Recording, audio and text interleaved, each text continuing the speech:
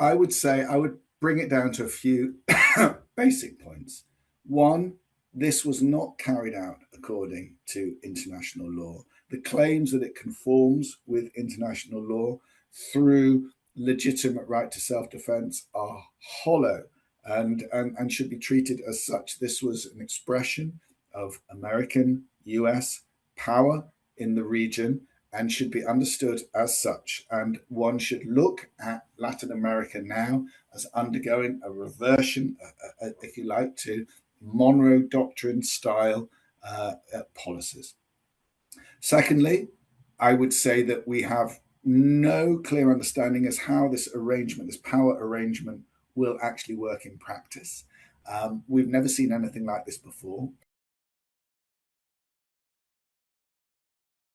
Obviously, when the US occupied Cuba or Haiti or Nicaragua or the Dominican Republic or Panama at different stages of 20th century history, these were operated either under direct rule or as protectorates. But this is neither one thing or the other. It's very difficult to grab a hold. We're in very novel historical territory, and we wait to see what's happening. But my presumption will be both for Marco Rubio on one side and for Delcy Rodriguez at one another, once the attention of the world's media and the world's politician recedes somewhat, they will try to use this approach to create spaces for freedom of action for themselves.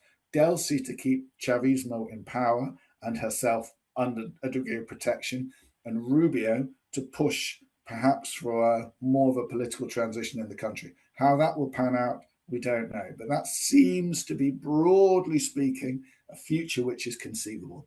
And the third point I would make, and one I'm not an expert on, but I would just make, is that militarily, we've never seen anything like this before. We've never seen an extraction operation with no casualties requiring such high levels of technology and military skill and being so efficient. It has been extraordinary. And for me, the question is, does this actually redraw and remake the capacities of great powers to act within smaller or medium powers? One almost thinks, if Putin could have done this in Kiev with Zelensky at the start of the Ukraine war, would he? Or is it just a uniquely US military capacity? But it does rather change the rules of the game.